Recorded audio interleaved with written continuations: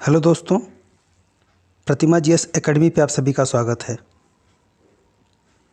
दोस्तों, आज का प्रश्न है उत्तर प्रदेश के राज्य अभिलेखागार पर एक टिप्पणी लिखिए। आप लोग लाइक करें, शेयर करें और जिन दोस्तों ने अभी तक हमारे चैनल को सब्सक्राइब नहीं किया है वो सब्सक्राइब कर लें और उत्तर प्रदेश पीसीएस की मुख्य परीक्षा की तैयारी करने के लिए और साथ ही अभ्यास के लिए हमारे चैनल से जुड़ें। शुरू करते हैं। उत्तर प्रदेश में राज्य अभिलेखागार का एक कार्यालय है जो संस्कृति विभाग उत्तर प्रदेश सरकार के अधीन कार्य करता है। इसकी अध्यक्षता अभिलेखागार के निदेशक करते हैं। अब एक अभिलेखागार, जिसे अभिलेखागार तो साफ साफ उसके शब्दों में है कि ऐसे अभिलेखों को संरक्षित करना जो राष्ट्र हित में हो, राज्य हित में हो, यानी एक अभिलेखागार के निदेशक होते हैं। उनके अंतर्गत एक संस्था कार्य करती है जो संस्कृति विभाग उत्तर प्रदेश सरकार के अधीन होती है। वर्ष 1922 में दिल्ली में आयोजित भारतीय ऐतिहासिक अभिलेख आयोग के चौथे सत्र में उत्तर प्रदेश राज्य में ऐतिहासिक अनुसंधान को प्रोत्साहित करने के उद्देश्य से केंद्रीय रिकॉर्ड कार्यालय स्थापित करने हेतु एक संकल्प द्वारा आग्रह किया गया था। यानी 1922 में कुछ रिसर्च करने के लिए, अनुसंधान करने के लिए और कुछ ऐसे अनुसंधान या रिकॉर्ड थे केंद्रीय या प्रदेश स्तर पे, जिसे सुरक्षित रखने की बात थी। अब जो कि 1922 में भारत गुलाम था, तो वो ऐसी व्यवस्था को ही संरक्षित करते जो अंग्रेजों के हित में होती। इसके परिणाम स्वरूप 1949 में प्रयागराज में एक केंद्रीय अभिलेख कार्यालय की स्थापना की गई। अब प्रयास तो किया गया 1922 में, जबकि हम गुलाम थे, लेकिन इसकी स्थापना हुआ 1949 में, जब हम आज़ाद हो चुके थे, उसके 2 साल बाद।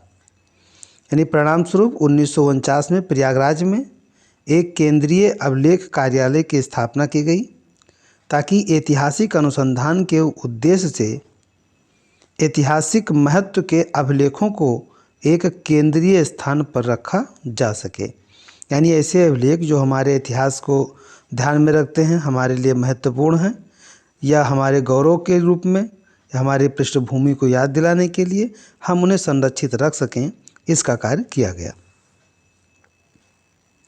यह कार्यालय मुख्य रूप से उत्तर प्रदेश के शिक्षा विभाग के अधीन था, किंतु 1958 में इसे इंडोलॉजी और संस्कृति के नवनिर्मित विभाग, जिसे बाद में सांस्कृतिक मामलों और वैज्ञानिक अनुसंधान विभाग के रूप में और उसके पश्चात मई 1975 में सांस्कृतिक मामलों के विभाग के रूप में फिर से तैयार किया गया था, इसके अंतर्गत ला दिया गया। यानी कि जब शुरुआती दौर में इस कार्यालय का गठन किया गया था, तब यह शिक्षा विभाग के अधीन था और वर्तमान में यह संस्कृति मामलों के विभाग के अंतर्गत आता है। वर्तमान में इसका कार्यालय संस्कृति विभाग उत्तर प्रदेश के प्रशासनिक नियंत्रण में है। इसके कार्य हैं उत्तर प्रदेश में सार्वजनिक कार्यालयों में अभिलेखों का सर्वेक्षण करना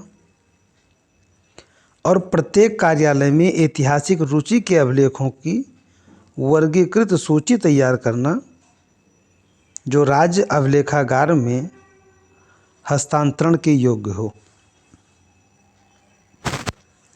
अभिलेखों के संरक्षण के संबंध में विभिन्न विभागों को सलाह देना तथा असंतोषजनक व्यवस्था वाले मामलों की रिपोर्ट सरकार के समक्ष प्रस्तुत करना। विभिन्न कार्यालयों से अभिलेखों को राज्य अभिलेखागार में स्थानांतरित करने की व्यवस्था करना, विशेष रूप से ऐसे मामलों में जहां अभिलेखों की उपेक्षा से उनके नष्ट होने का खतरा हो। सार्वजनिक कार्यालयों में अभिलेखों के लिए छँटाई यानी छँटाई अनुसूचियों के पुनरीक्षण का सुझाव देना, अनुसंधान विद्वानों के लिए ऐतिहासिक रुचि के अभिलेखों की सूची और चयन भी प्रकाशित करना, राज्य अभिलेखागार के साथ साथ विभागीय, मंडल और जिला कार्यालयों में अभिलेखों को बनाए रखना, ये सब इनके कार्य हैं। सरकार को इसके संबंध में सलाह देना कि जनता को अभिलेखों तक कितनी पहुंच दी जा सकती है। गैर सरकारी निकायों जैसे विश्वविद्यालयों, राज्य में संस्थानों को ऐतिहासिक महत्व के अभिलेखों और उनके अंतर्गत अन्य मूल्यवान पांडुलिपियों के संरक्षण के विषय में सलाह देने के लिए सरकार को सुझाव देना।